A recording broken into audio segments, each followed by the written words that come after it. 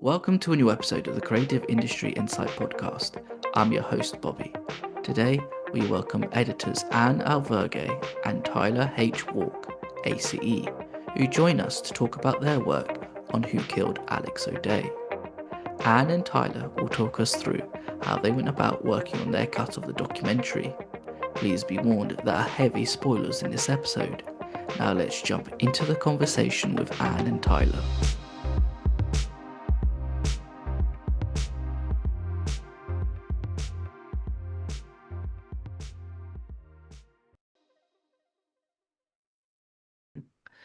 Hi, Anne. Hi, Tyler. Thank you for joining me today. Thanks for having us. We're here to talk about Who Killed Alex Odeh, which has had its premiere at Sundance Film Festival. How have you guys found the reception to the film? Okay. Um, I think the reception's been great. I feel like when we first arrived at Sundance, the film was a little bit under the radar, without, a lot of distribution. And, this is a film that's been in the making, since I think the seed of the idea was 2013. So it's been a slow filmmaking journey, I would say. But I feel like once the actual world premiere happened, there had been a little buzz generated. The entire family was there, most of the team was there, and the screening went amazing. I mean, we got a lot of great feedback. It was really special to have the family there and see it and sort of, although they had seen the film before, obviously before the premiere, just having them there sort of receive the adulation and the respect and the spotlight on Alex's life, I think was really important and really satisfying to watch. Absolutely. I mean, I think that's my favorite part too, Anne, is just seeing the family there. And I think that they didn't expect the reception. I don't think speaking out of turn here, but I think that feeling Helena's emotion, she was up there with us, was just incredible. And I don't think I'd felt that in such a long time to see the child of the main character in our film, seeing her father up on screen, being introduced to a whole audience, was just incredible to watch. And I think that, um, I've read that the film is sort of becoming a mix between true crime, documentary, investigation. I love that description because I think that's kind of the hook here, is that's the entertaining aspect of it, is this true crime investigation part, but behind it all, it's just wholly emotional. And I think that's resonating with audiences for sure. Yeah, I mean, just to piggyback on that, I think that that totally is true. And but what I love about it is it's subverting the genre, that it's not about like, well, who did it? We know who did it. It's why we haven't sort of seen justice, met with these suspects.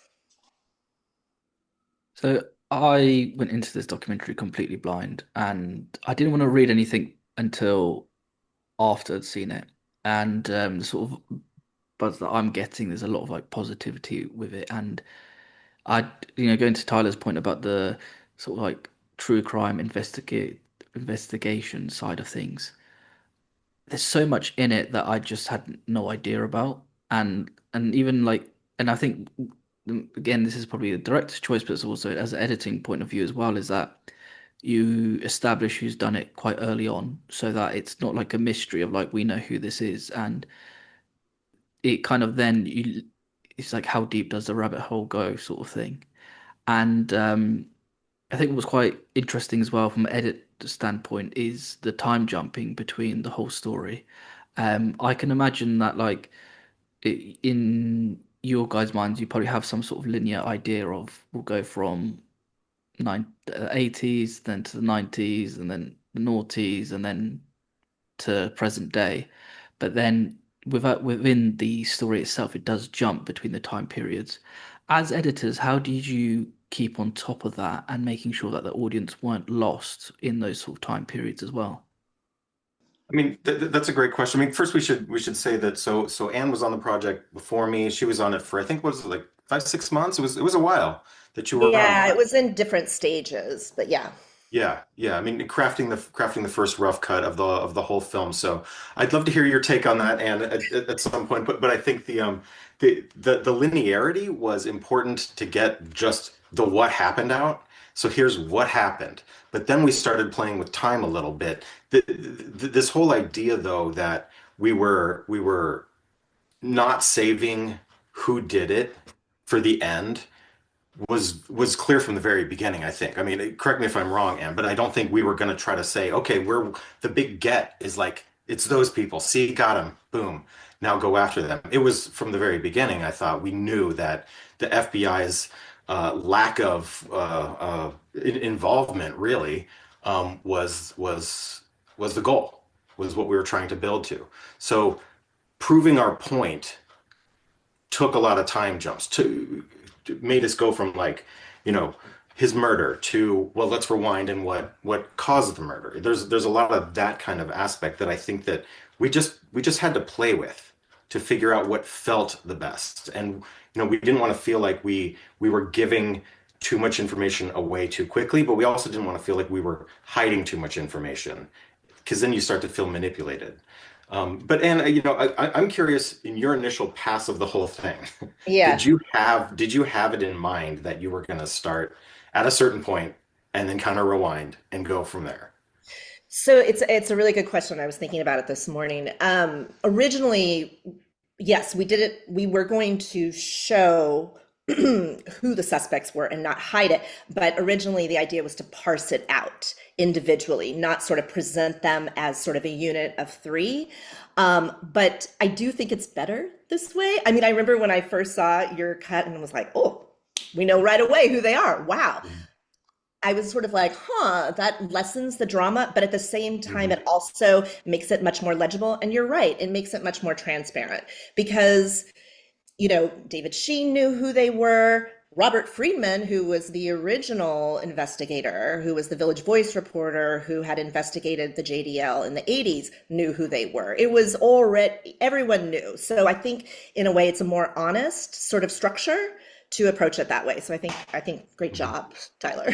Heck, it was team effort Yeah. across the board, I will say. I mean, I don't know. David Sheen was an interesting guy to figure out what his role was. I know in the beginning it was very much like, well, let's lean on Friedman a little bit, but and Friedman's family, I think, was a bigger part of it. But Sheen really was just such a heartfelt, wonderful, driven character that he helped us guide the investigation throughout the whole movie. We didn't have to just pick up loose ends because David was on them. Yeah, I mean, I feel like that was the biggest challenge for me in the beginning was sort of just building out the investigation and all the different threads because it wasn't just David Sheen's sort of contemporary sort of opening up the cold case and Mhm. looking back. It was Jason who went and interviewed Andy Green, one of the suspects, BBY. It was Will who was tracking down these FBI informants and it was just hard to sort of collate and condense them all together. But I think early on when I started watching the Sheen footage, I was like, oh, this guy's great. He's so charismatic. He can be the through line. He can be the spine throughout. And I know originally when I built it out, it was really his more of a play-by-play of his sort of return from Israel to the United States to really track down all the different people. And I think the way it turned out is much better. I think it got a little too weedy, and it was more Mhm. specific to like writing a specific article for The Intercept, and sort of Right. hanging it all on that wasn't Mhm. really enough. There were larger issues involved, and I think sort of zooming out a little bit more made a stronger film. Mhm. It's interesting though, and like hearing that you started earlier and Tyler sort of jumped on. Um, I feel like you basically created a slight cheat sheet for Tyler though, because then he'd be like, "Oh, this is quite cool. I'm gonna, it's like copy my homework, just change it a little bit different." Well, Um, it was a lot. He did a lot more work than that. No, absolutely. I didn't want to say it, but I'm glad you did. I got the Cliff's notes and I just watched it and said, ah, I get the story without having to go through all the footage. My gosh. No, I was given an incredible cut. I mean, that's what whenever I talked to Will and Jason, they were like, check out this cut, let's have a conversation about what you would bring to the table. Let's see if this is a good collaboration. I watched it and immediately was like, oh yes, this is exactly the type of thing I'm into. You know, an underdog story, a history that hasn't been told, things that are going to surprise Americans. That like bombings happened in the 80s. Like this is a history that hasn't been told in a long time, and if you didn't live it, you don't know about it. So that kind of stuff really interests me, and I think it was just super compelling and pulled me in. And the amount of archival that Anne had gone through to really just show like she just pulled out the great archival that hadn't been seen in almost 40 years. And yeah, it just pulled me in immediately for sure. That is something that completely shocked me was the bombings. The fact that like, we know about Oklahoma, obviously know about stuff like 9/11 or even before then when the towers were hit previously, but like I know nothing about these other bombings and just how it just feels very glossed over in history. But then seeing this, you're just like, I want to investigate more and find out more about how were these even allowed and just no one's even talking about it now or even like mentions it or whatever. Yeah, I mean, I think it was really important to contextualize why they weren't talked about because of the sort of like intense era of American discrimination at the time and sort of like harkening back to that era. And this is how stories are lost to history, right? People are silenced, people are dismissed. And that's what's so great about archival documentary filmmaking is you can sort of zoom back into these periods, recontextualize them and show why it's important to look at them. I mean, it's so incredibly applicable and relevant to what's going on in Israel right now. So it's yeah, this was I feel like Alex's story, as tragic and horrible as it was, it's a really great portal into that world and to understand what happened and the antecedents of the movement. Do you find that even though Alex's story happened so long ago, that it's still relevant today? Is that something that I don't want to say amazes you, but as in maybe as like humanity haven't really sort of moved on or progressed in a certain way? Hmm. Yes, I mean for sure when a marginalized group gets attacked, whether it's an individual or a group themselves, it sort of feels like the amount of attention they get depends on the amount of, I guess, animosity towards them in a culture. And I think that that's clearly going on if you just open the newspaper right now. Yeah, 100%. And it's funny how things are reported and the way that things are reported. And I think you see as well in the archival footage, which I'm curious to sort of want to dive into because I'm curious to know that like how many hours you must have gone through to sort of curate what you wanted to use and what you felt was relevant. Um, but even some of the stuff there where some of it is really informative and then some of it's so hateful that it's kind of like, wow, I can't believe that somebody was so brash to just stand on stage and say these things and no one's actually saying anything, but they're sort of just agreeing as well. It's like, wow, okay. Yeah, I'm not sure how many hours. I mean, it was a vast archive that Will received from the ADC. And when I did get come on board, Will and Jason had sifted through a lot of them, a lot of it, and sort of delivered to me these briefs, these sort of paper briefs on the sort of different story threads, and also had sort of culled down different thematic buckets of the archival. So I didn't go through everything, but I did go through a lot. And yeah, it was a lot, I should say. What was Yeah, your experience? I I mean, mean, it was a lot. I think that so being handed Anne's cut, it was sort of, we're going to work from this, have conversations about what we want to do, what we want to change.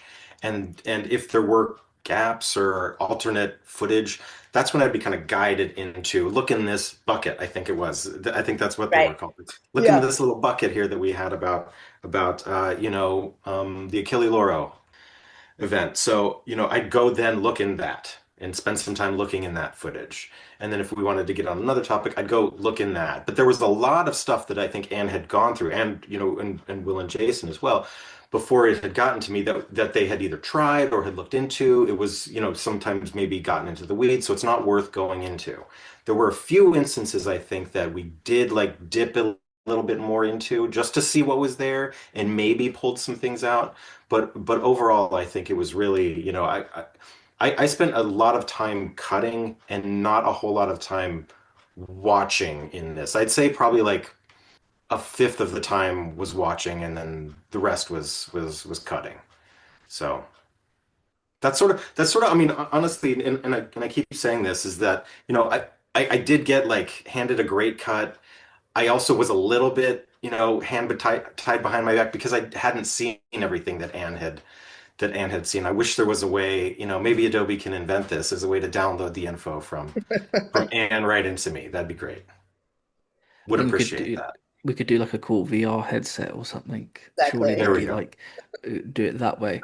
But when you mention about you're cutting more than you're watching, what do you mean by that? Because I think the obvious answer is that you're there sort of maybe punching up the cut and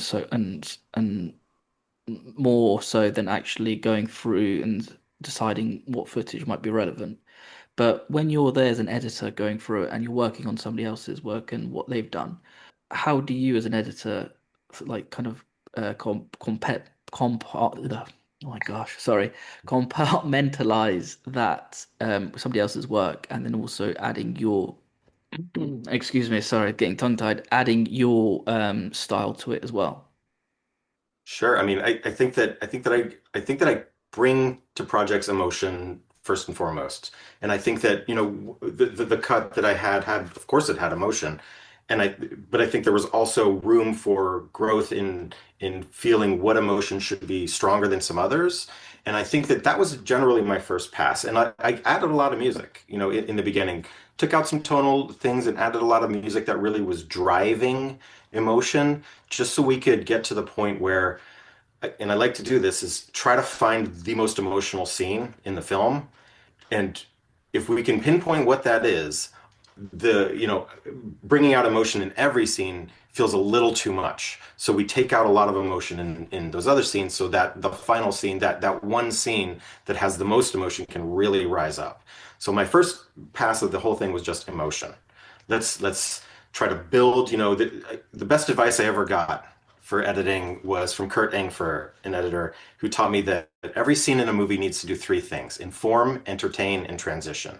And if something is off, it's one of those elements, and it's most likely information, meaning there's too much information. Transitional elements can always be created, whether it's an emotional transition, which is the more interesting, nuanced kind of transition. Entertainment is sort of the last little lacquer you put on something. It's the most fun part of it, I think. But information, it's so hard, and I'm curious your take on this, Anne, is like you want there every scene can do so many things. If you have a verite scene, two characters talking, you can talk about so many topics. And if it's about the topic of your film, I'm sure you can cover so many topics. Every conversation that we had in the film could talk about so many topics. But where do we have, the information about, Alex's work that he was doing at the ADC? Do we put that at the end? No, let's have that at the beginning. Let's have a conversation about that at the beginning. But a conversation about that could have also included topics about his death or his funeral or his legacy, but that wasn't the right place to do it. So, you kind of have to figure out where the right information is and then just move on. You can't linger too much in a scene. But I do have a trick with directors is putting too much information in a scene lets them or gives them the opportunity to remove some information that you probably didn't want anyway. And then they have ownership over the scene and they like it. That's a little trick. I'm curious to hear I do you. the same thing. I do Okay, the same great. thing because you want to Thank present you. the options. So sometimes a scene can feel repetitive, but it's like you're essentially just giving options so that they can have Hmm. something to control and to take away and Sure. manipulate. Yeah. Yeah. Yeah, I mean, I feel like for the first pass that I did, it was really just because it's such a complicated story and there are so many threads, and it was back and forth in history and backstories even to the history and the investigation. The challenge was really just building out the investigation and making that legible. And I remember at the end, as I was sort of editing at the end, we were trying to build up the family story a little bit more and just playing with scenes that were really not great. I mean, I'm going to be perfectly honest. I remember just trying to audition scenes and being like, ooh, this isn't here yet. This isn't here yet. So when Tyler took over and I started seeing his cuts and I saw that he was foregrounding the family more, and sort of letting the investigation recede and the machinations and the weediness of the investigation recede, I was like, oh, good, good. This is great. This is what the film needs, right? But I think sometimes with these complicated stories, you really just need to build it out and then sort of see what it is and then go for the emotional beats. And when you're sort of building out the story as well, because I can imagine that. How do you go about that with your workflow? Do you guys put up a pin board and then put down like on post-it notes that we're gonna focus on this part here, and then my workflow is going to be going from A to B to then to C, and then sort of seeing how that will play out, and then maybe we might need to change it so it's A, C, and then B. I mean, I think it depends on each project. I mean, typically I'll watch everything, then come up with some sort of outline or Miro board or cards, same thing. For this one, because I really wasn't, there was so much archival, I really didn't watch everything. And the directors did such a great job of creating these briefs and these buckets.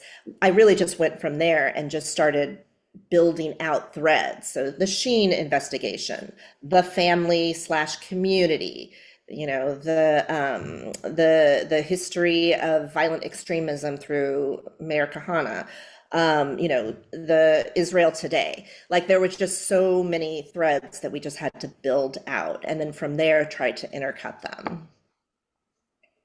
That's a really smart way to do it. I mean, I do it the same way that you do, Anne, is watch all the footage, come up with like a scene board, and then let's work with the director and say, yes, that's the scene board, and start cutting, um, pretty linearly on the way down. But to have directors so involved, like Will Yeah. and Jason, where they knew the story. I mean, Will had lived this story growing up. This was a cautionary tale in his family. So he knew the story so well, and I bet it was a cool experience to say, okay, well, this topic, what scene contributes to that, and they could point you right to it. That's kind of a cheat right there. That's pretty awesome, actually. Yeah, I mean, I just this morning I was looking back at their creative briefs and some of them had like scene list. I was like, wow, that is amazing. That doesn't often happen with directors. And I mean, just to give them a few more props, I will say that, it was so great in the beginning because it was like an open canvas and they were, incredibly collaborative and supportive and really trusting of and wanting to hear what I had to say about it with fresh eyes. And that doesn't always happen, but it's necessary in moving forward when you're building and just building the scaffolding of a structure and a story. I think as well, like when people, if this story is so close to them and they're sort of coming up with an idea before, and they have all this footage, and then having yourself come on first and then sort of have a look at different perspective, it probably sparks so much more creative conversations as well because someone will think of something that somebody else might not have, and that's just, or let's follow that thread and pull on that part as well. And I guess that's the beauty of making films and TV shows and documentaries is that creative collaboration and working together on that. Um, I do like the idea of how you're sort of presenting the story as well, and the idea of like how do I show this to a director? Because as a director as well, you might have certain scenes in your mind, but then you need to be presented it in like a different visual way because in your scene in your mind it's kind of complete, right? But like getting that idea in your mind to the screen, it's like what's the most simplest way? It's like, oh, this card, and then let's go from there. And it's so simple as well, right? Like so you hear it and you hear someone do that, you think, oh man, maybe I should start doing that. Maybe I can get my ideas out that way as well.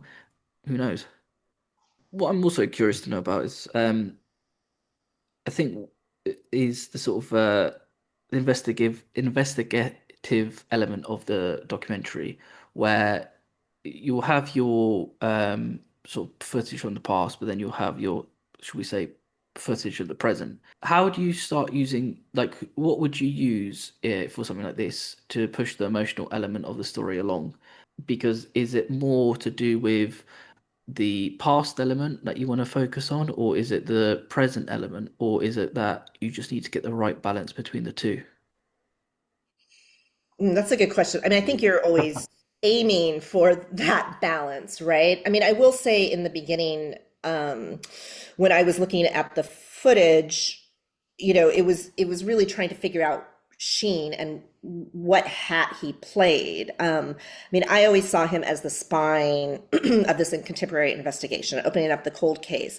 But I remember when I first watched the footage, there were a lot of presentations he was doing. He was sort of, this was a way he would sort of present the case to different places and different community groups in the United States. And I think it was a way to raise awareness, to raise money, and it was pretty boring. And I didn't want, it was good history and good exposition, but it's not a film. It's not something that you want to watch. You don't want to watch a slideshow. So it was really trying to keep him as present as possible. And I know there were also discussions about, how deep do we go into his character emotionally, like the threats that he would receive from JDL. I mean, Robert Friedman, the investigator who was the precursor to this, had received a lot of death threats. And so it would, I remember building up a scene about Robert Friedman, which really isn't in the film now, and sort of using that as a way to show the threats and illustrate the threats that were possible and the risk that Sheen or any contemporary journalist would face in delving into this topic. But I feel like that took a backseat, which smartly so, that Sheen just sort of wore the hat of the investigator and didn't really carry the emotional weight, that was more reserved for the family in the story in the end. Yeah, the Friedman thread is a really interesting story, and I think this Yeah. film, as you mentioned earlier, is like a little. It's very highly Googleable.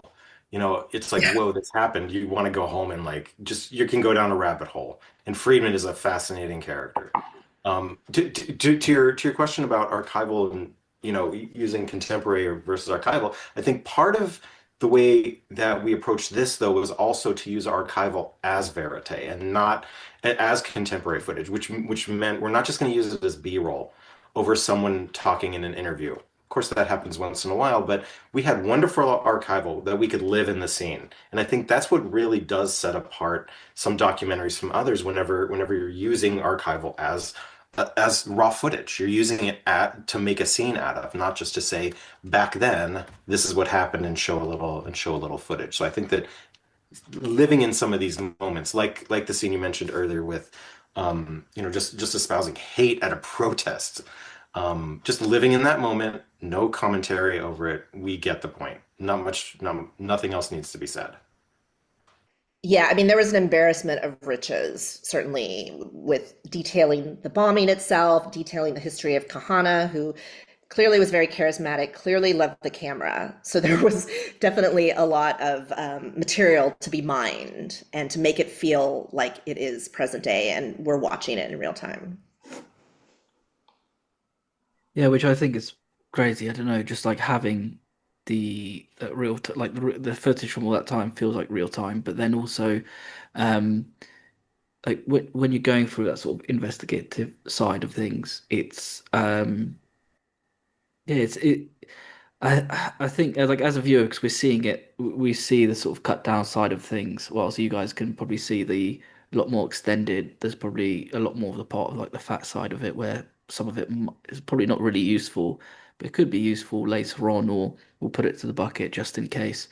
Which again, probably is it must be quite difficult as an editor as well, knowing like, oh, this could be good, it might not be good to use later on. Again, that's a Just gotta difficult try it. decisions. Yeah, You, Yeah. you just gotta try it, right?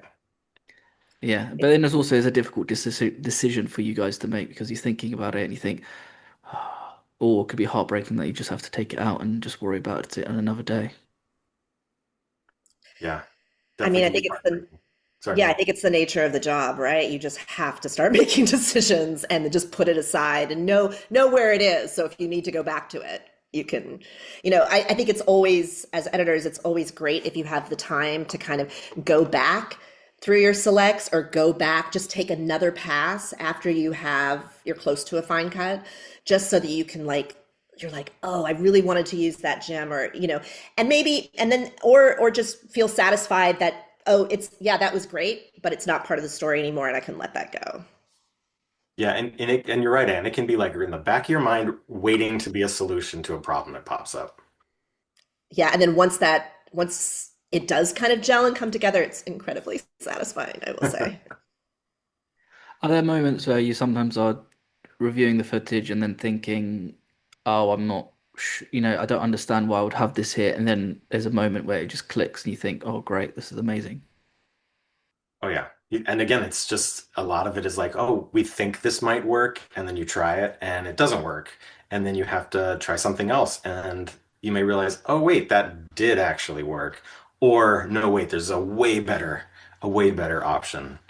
And a lot of those are just, just again, just trying it. There are moments where we just have silent close-ups of Norma, after a comment, and Helena after a comment.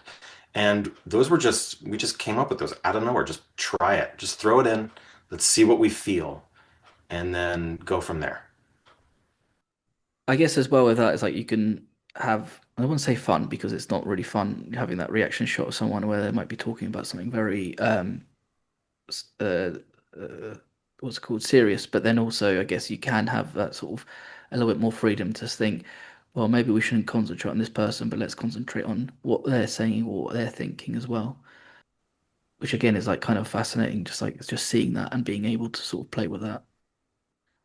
Yeah, and what they're feeling, I think most of all. That's the one thing we, really want to get across. If you can get as close to their eyes as possible, and they're not saying anything, but you know what they're feeling, you got the audience. And I think that that's part of what is fun about this, about being an editor, is that you do get to manipulate the audience into feeling a certain way.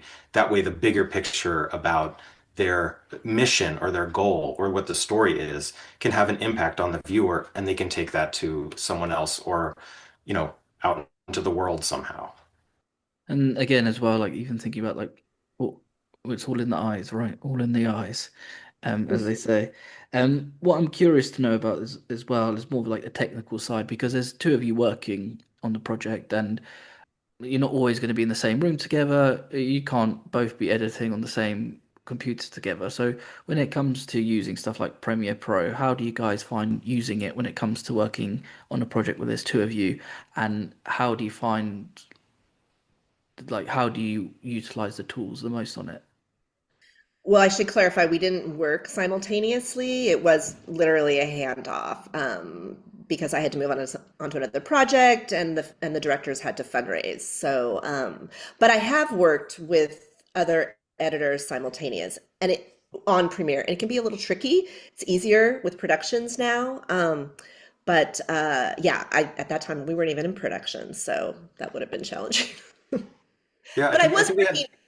I was sorry, I just was to say I was swapping projects of selects and such with the directors. And I think at some point when I cut the trailer early on, I did do that with Jason, and it seemed to be fine. It worked out fine. It wasn't heavy. I think once you're cutting an entire film, then it becomes a little bit more challenging. Yeah, I mean, and thank God for productions and teams as well. But I found Yeah. productions with some sort of intermediary link like Lucid Link or even Dropbox. I found to be pretty useful depending on the workload and how many people. Um, but the project I'm on now, my assistant's in LA. I'm here, and the second they mess with a project or save a project, it's ready for me. And that's all through productions, and it all syncs really really well. And yeah. I think definitely for the future, productions is the way to go. I'm So go. sorry, I have to actually run, but you should continue the Oh, conversation. sorry. We will miss you, man. I'm sorry, I have to run to a doctor's appointment, but No, no, that's fine. That's fine. it was lovely meeting you. Great seeing you, Tyler, You and too, man. thanks for doing this. I appreciate it. No, thank you Do so you need much. anything else from me? You don't need anything else from me. No, no, no, no. I think do you know what? I'll wrap up with Tyler and have one last question for him. Perfect. Perfect. Thank Thank you, Anne. you. Thank you so much. Bye. Just to hit you, Tyler, I just want to sort of if I hit you up with my final question. The film does talk about identity, and you find people's identity, and it's also telling a story about people who you would think they'd lose their identity after a tragedy. But as an editor, how do you present your identity in your work in the past, in the present, and now in the future? That's a great question. It's sort of like asking how do I as an editor put my stamp on something? You know, and that's a tough question to answer because it is a collaborative endeavor with the director, and of course the director shot, it was their idea. They have their imprint all over the film, understandably so. And I think that I kind of touched on this earlier, is that I know that I bring emotion and nuance to projects where I'm not really a fan of spoon feeding information. I want to find the information in other ways, whether it's the character reacting to something in their own life that shows that has nothing to do with the topic of the film, that shows that they're frustrated or traumatized by something or can't get over something or easily distractible or easily frustrated, things like that. That's nuance. I mean, moments like that I think are really say way more, and the audience pays attention way more than someone sitting down in an interview saying, this person has trauma from the past. Like little moments like that, I really pride myself in. And I think we definitely did that throughout this film as well. Again, it's interesting when you hear talking to different people, different crew members about how they put their stamp, but then also identity on their work because it's such a, I guess what people do is so different and slightly unique from like a corporate job, and Mhm. not like a disrespectful thing. It's just because there's so Yeah. much, so much of you gets put out there in terms of as an artist as well, and people probably see it in such a different way compared to if I was working on a spreadsheet all day. Again, no offense, and I do that, so it's just Of no course. offense I on mean, me. and you got to think of it as just a different genre. You know, corporate work, different genre. YouTube, different genre. That's how you kind of have to think about it. Yeah, and that's a really good way of looking at it. And I know I would not be good at those genres, honestly. I mean, and I worked on another show. I won't name the streamer or anything, but they have a very paint by numbers way of telling true crime. And that would just I didn't do well on that kind of a project. You know, I wanted to add the nuance. I wanted to really dig in on emotion. And it was very much, you know, cut at minute this, we need to feel that. At minute that, we need to feel that. And I had a really difficult time with that one. It just belonged in a different editor's hands. And but that's again, that's just I think the beauty of art and how people present their work and how they do things as well. Yeah. I don't know, just there's a lot to it, and the more I talk to people, the more the different point of views that you get, and it's just a yeah, like it's very interesting and very sort of you. I don't know, it's very hard to describe, but it's like it's very simple to say different point of view, but it's also their worldview and what they want to bring and the sort of creativity they have and what might spark them or what might excite them and what they might not like as well. Mm. Tyler, thank you so much for your time today. Thank you. Thank you so much for having me and watching the film and being an evangelist for the project. I hope it has I hope it has a good life out there. I hope so too. Who Killed Alex Odeh is should be. I'm not sure if it's been. I think it's been picked up, but I don't know if it's been put on a streamer just yet. But I know it will be at the Berlin Film Festival. So if you're around there, go out and check it out. Alex, and thank you so much for your time today. Thank you so much. You take care and bye bye.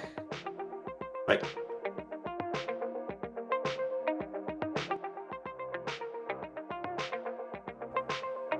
Thank you for listening. Please subscribe, rate, and review this podcast.